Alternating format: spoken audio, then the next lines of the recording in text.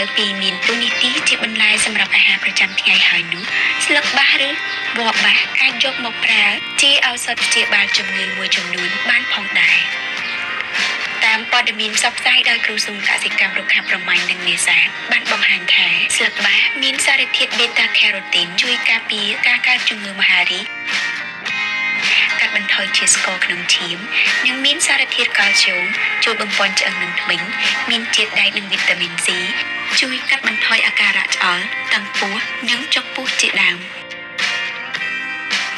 ប្រសិនបើទទួលទានស្លឹកបាសឲ្យបានញឹកញាប់សារធាតុសរសៃនៅក្នុងស្លឹកបាសអាចជួយកាត់បន្ថយអត្រានៃភាពប្រថុយប្រថាននិងការកើតមហារីកនៅក្នុងក្រពះបន្លែបៃតងស្លឹកបាសមានសមាសធាតុផ្សំនៃជាតិកាល់ស្យូមនិងជាតិដែកអាចជួយដល់សុខភាពឆ្អឹងលើពីនេះស្ត្រីមានផ្ទៃពោះលោកវិជ្ជបណ្ឌិតនិងគ្រូពេទ្យជំនាញតែងតែណែនាំឲ្យទទួលទានដើម្បីបង្កើនប្រសិទ្ធភាពក្នុងការលូតលាស់របស់គាត់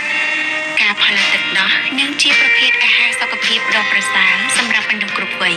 មនុស្សចាស់ស្ត្រីនិងកុមារស្លឹកអាចចាត់ទុកថាជាថ្នាំត្រជាក់ស្លឹកជួយបណ្ដេញជាតិពុលនិងបំបត្តិអាការៈគ្រុនក្តៅ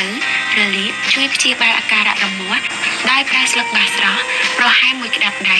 លាងឲ្យស្អាតនិងបុកឲ្យម៉ត់លាយទឹកបន្តិចជប់ទៅលាបនៅបរិវេណដែលមានរមាស់ក៏អាចជួយឲ្យធូរស្បើយបានដែរ